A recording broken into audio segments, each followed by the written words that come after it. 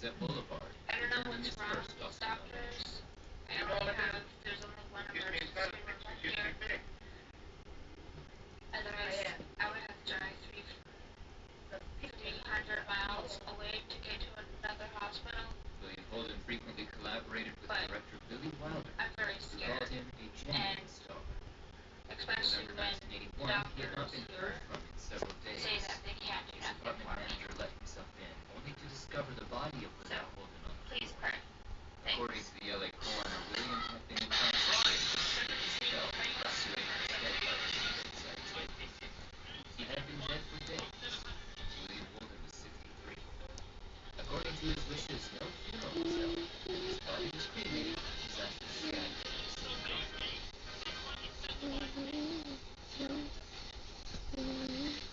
Back to the cemeteries. The female star at number 24 brings us to our first of many visits to Forest Lawn, Glendale, in the Gardens of Memory. Here is the grand tomb of Mary Pickford. She was known as America's sweetheart, somewhat ironically, as she was Canadian. Don't let her diminutive stature and your demeanor fool you, however. Mary was a powerhouse in her communities and helped shape the industry and art of filmmaking as well. She began acting on stage as a child before discovering the new art form, movies. Hesitant at first, Mary quickly found her place in the budding film industry. Not only did she find her place in the movies, she helped define them. Mary quickly realized that acting on film required a different and more nuanced approach to acting on stage. She essentially helped invent action. Her role in her first feature, Tess of the Storm Country in 1914, catapulted her to international stardom. In the years that followed, she became the most famous woman in the world. She was a savvy businesswoman and leveraged her appeal to negotiate a salary of $10,000 a week by 1916. Unheard of amount for Los Angeles at that time. She easily transitioned into sound film, winning an Academy Award in 1930 for her performance in Cat. In 1920, she married Douglas Fairbanks, the reigning King of Hollywood at that time. They became Hollywood's first celebrity hybrid name couple, Pick Fair, which was the name of their Beverly Hills estate, considered a social gathering home of Hollywood in the 1920s. In 1919, she joined with Charlie Chaplin, Douglas Fairbanks, and P.W. Griffith to form United Artists, which allowed them to bypass the studio system and have control of their finances. One studio head quipped in response, "The inmates are taking over the asylum." She was also one of the founding members of the Academy of Motion Picture Arts and Sciences. Mary passed away in 1979 from cerebral hemorrhage at the age of 87. Eileen Whitfield appropriately titles her biography of Pickford, "The Woman Who Made Hollywood."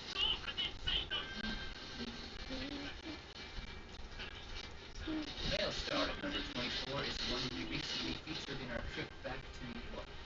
So if you saw that video, his mausoleum in Bethel Cemetery in Queens will be familiar to you. Herein lies Edward G. Robinson, an actor who epitomized the tough guy gangster of Hollywood's golden age. He shot to stardom for his acclaimed performance as the sneering, psychotic Rico Vangello in 1931's Little Caesar. His performance set the standard for movie gangsters.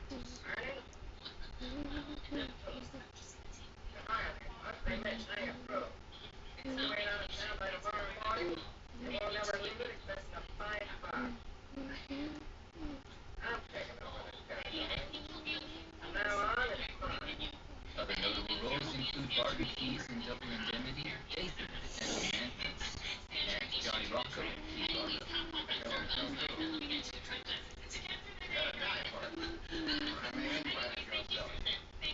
Robinson also appeared in dozens of Broadway plays. He died from cancer just weeks after finishing Soylent Green, and just months before receiving an honorary Academy Award in 1973, honored for achieving greatness as a player, a patron of the arts, and a dedicated citizen, in sum, a Renaissance man. His eulogy was delivered by Charlton Heston, and his pallbearers included George Burns and Frank Sinatra.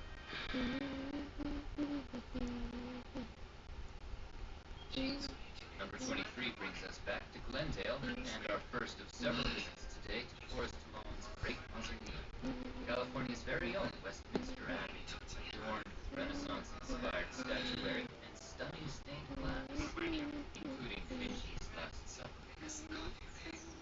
set into the sanctuary of trust to find the queen of screwball comedy, Carole Lombard.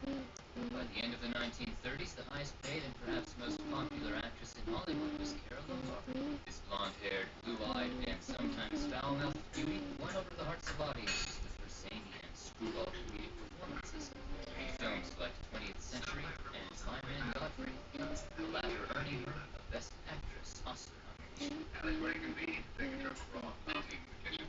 Oh, you little wasn't sensitive. I wish I had sensitive, but I think it's the right thing to say to everybody going on. Carole appeared alongside Clark Gable in the 1932 film No Man of Her Own, and until eventually they are entombed here side by side.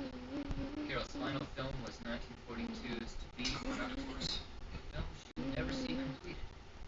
Shortly after the U.S. entered World War II, Carole began volunteering to help with war bond rallies to raise money for the war effort. She helped raise over $2 million at a drive in her home state. Carole had been scheduled to return home to Los Angeles by train, but preferred to fly in order to get home faster. But her mother was afraid of flying, so a coin toss was used to decide their route. Carole won the fateful toss. She was flying home. Shortly after refueling in Las Vegas, the plane crashed into the mountains outside of the city. All aboard were killed, including Carole, who was 33. Clark Gable, waiting for her at the Burbank airport, chartered a plane and immediately raced to the site to bring her and her mother home. Carole was honored as the first woman to die in the service of her country during the war, and the Liberty ship SS Carole Lombard was named for her. This is the Oddfellows Cemetery in Delaware, where we find a monument to the male star at number 23, one of Hollywood's top leading men, Robert Mitchum. From noir films to westerns, he was known to be charming and menacing at once. He rose to prominence with an Oscar-nominated performance in The Story of G.I. Joe in 1945.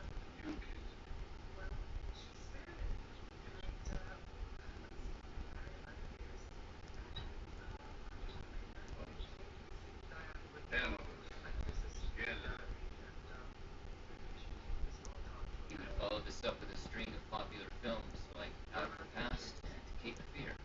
You just put the law in my hand. I'm gonna break your heart. On television, he played Captain Pug Henry in the miniseries The Winds of War and War and Remembrance. Robert Mitchum died from lung cancer at age 79, after which he was cremated, his ashes scattered at sea. His marker was later placed here in his memory.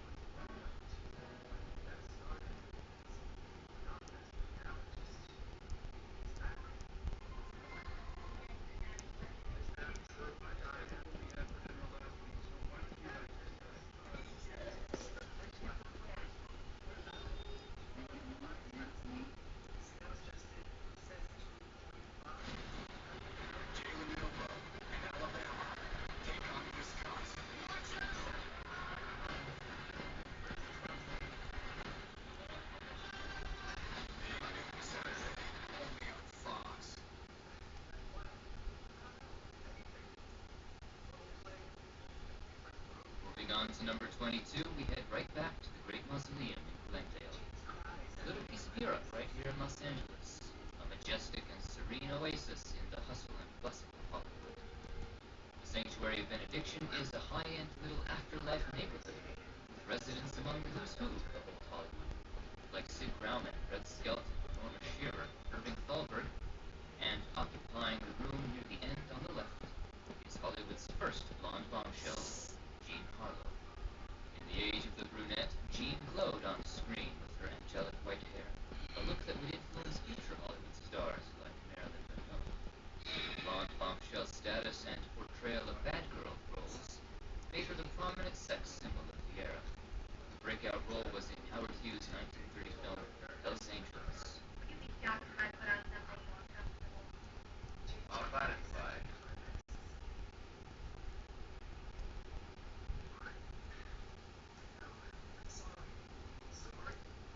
She'd go on to star in films like Public Enemy and Platinum Blonde, a film originally titled Gallagher, but renamed to promote Harlow. What do you think of Martin? You know how long it takes to do that?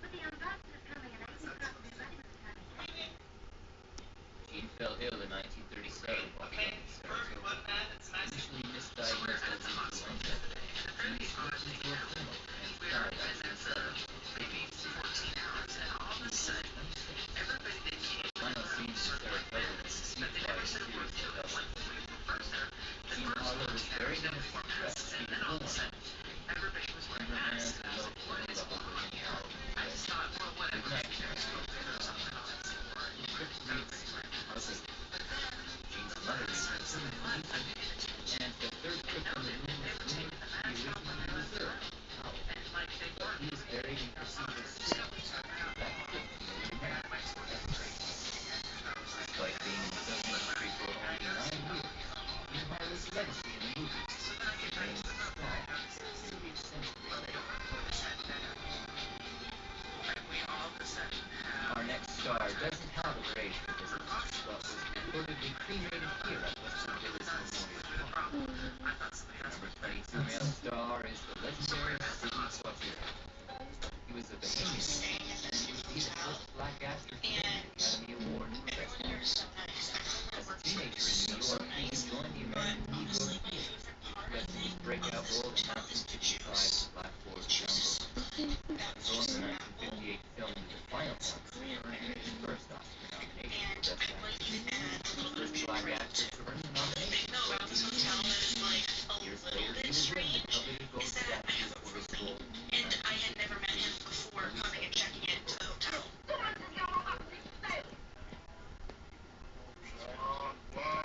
He's very handsome too, and he looks nothing like my husband.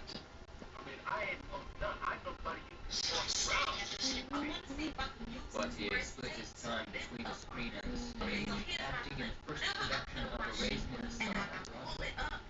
He would reprise his role for the film version. Other notable films include Porgy and Bess, Music Night, and Guess Who's Coming to Dinner, one of the early films to portray an interracial marriage in a positive light. Interracial marriage was still illegal in 17 states when it was being produced.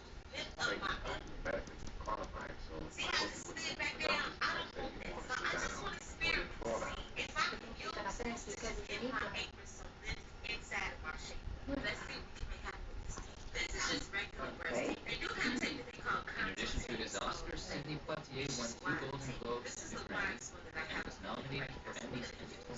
In 2009, he was awarded the Presidential Medal of Peace by President Obama, and he was even named a Knight Commander of the Order of the British Empire by Queen Elizabeth II.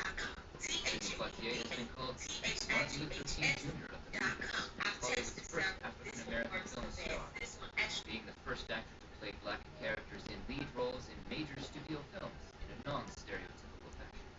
His representation became a particularly powerful symbol during the Civil Rights era in the 60s. Sidney passed away in Beverly Hills on January 6, 2022, at the age of 94. He was the last living male star on our list today.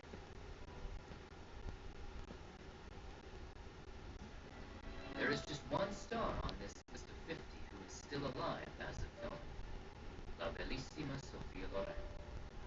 The Italian actress was born in Rome and began appearing in film after entering a beauty pageant in 1950. Her first starring role was in 1953's Aida, and her breakout role came in 1954's The Gold of Naples.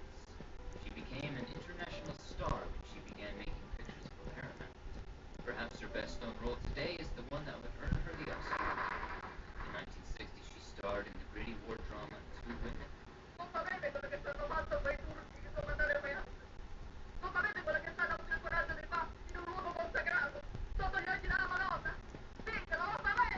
She would become the first actor to win an Oscar for a foreign language film in 1962. A few years later, she would be nominated again for Marriage Italian Style.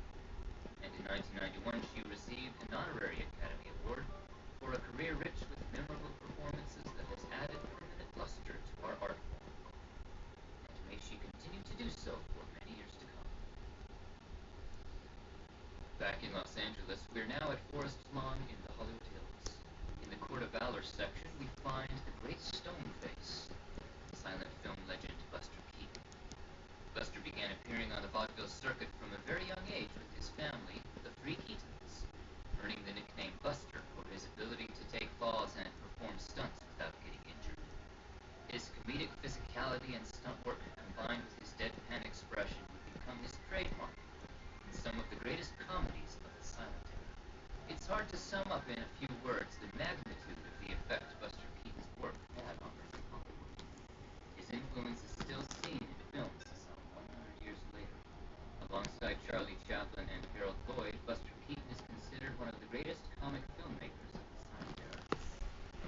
physical comedy, Buster stood out among the rest with his visual gags and practical and dangerous stunts, all of which he actually performed.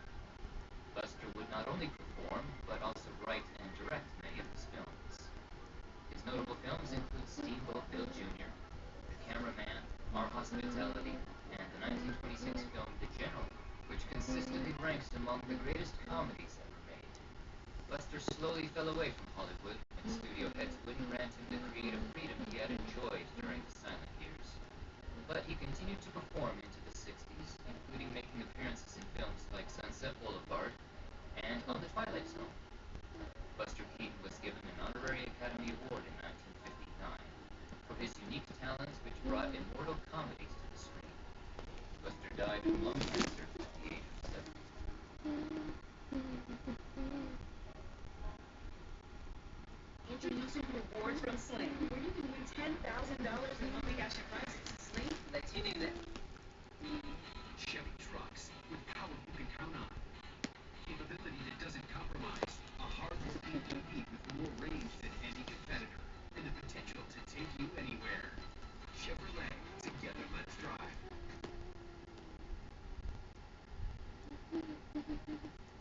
For the female star at number 20 on our list, we head back to the Gardens of Memory at Forest Home, Glendale. According to Find a Grave, smoky-voiced, sultry star of the silver screen, Lauren Bacall is inurned here in the columbarium of eternal light, in the same niche as her husband, Humphrey Bogart.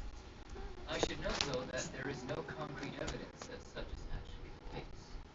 Not only is her name not here on the niche, she once said in an interview with Dick Cavett that she had no intention of being inurned here with Bogey after her death.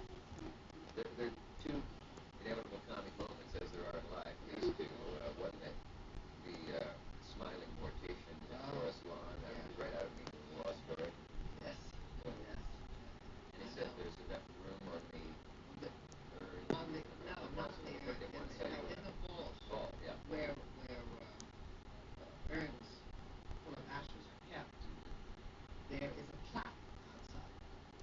And he said, where do you want Mr. Bogart's name? There's room for all of you in here. Yes. And I thought, whoops, no. We just put his name right in the middle. I'm not going in there. I don't want them. Sites like Find a Grave are user-edited and are not always 100% accurate. And it's possible that people just really want to believe she's here. So while we will remember Lauren here alongside her husband, we do so with an asterisk, and the disclaimer that it's likely her remains are not actually here. Lauren Bacall made her feature film debut in 1944's To Have and Have Not, alongside her future husband, Humphrey Bogart. The on-screen chemistry between the duo was palpable. They would marry the following year and star together in numerous other films, particularly in the film noir genre. These include Dark Passage, Key Largo, and The Big Sleep. Not the wrong thing.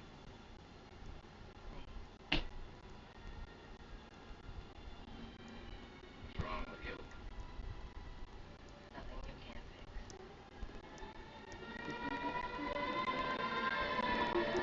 Lauren would also stretch her romantic comedy wings in films like How to Marry a Millionaire and the 1996 film The Mirror Has Two Faces, which earned her an Oscar nomination and a Golden Globe. Now, I feel young, like a kid. It's just beginning. I have everything ahead of me. I know. Her final role was providing that iconic voice to an episode of Family Guy. After Humphrey Bogart's death in 1957, Lauren reportedly placed a whistle here in the niche with his urn, which was inscribed, "If you want anything, just whistle." An allusion to one of their most famous scenes in their first film together. You know how to whistle. Just put your lips together and So, if not here in person, she's at least here in that spirit. Lauren Bacall died on August 12, 2014, in Manhattan after suffering a stroke. She was 89. This is Eden Memorial Park in Mission Hills.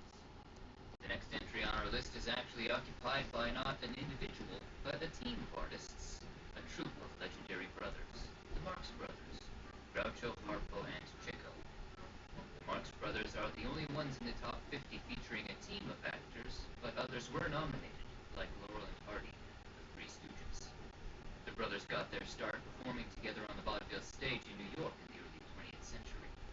They were very musical in their origins, but grew to be known for their unique brand of comedy.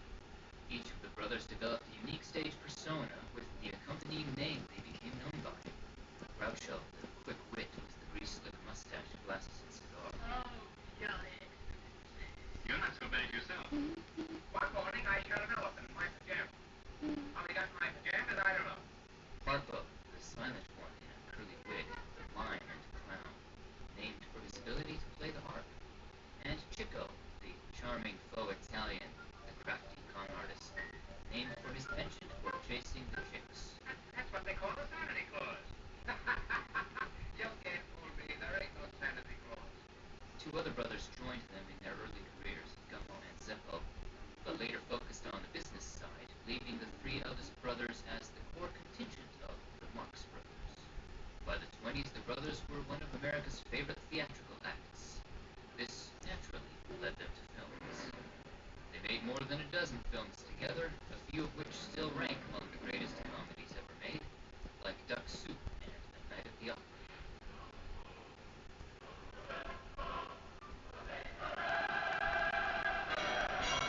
I'm highly gratified at this magnificent display of beauty. Later in their careers, Groucho became a familiar fixture on radio and television, including hosting You Bet Your Life. He died at the age of 86 after a bout of pneumonia. I must be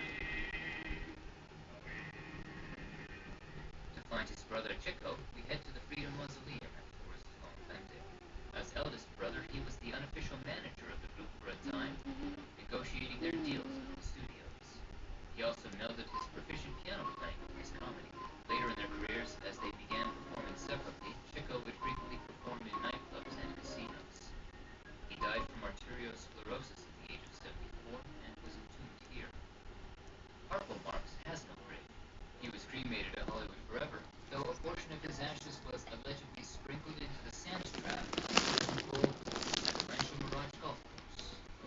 In contrast to his brothers, Harpo's comedy was mainly visual and physical, never speaking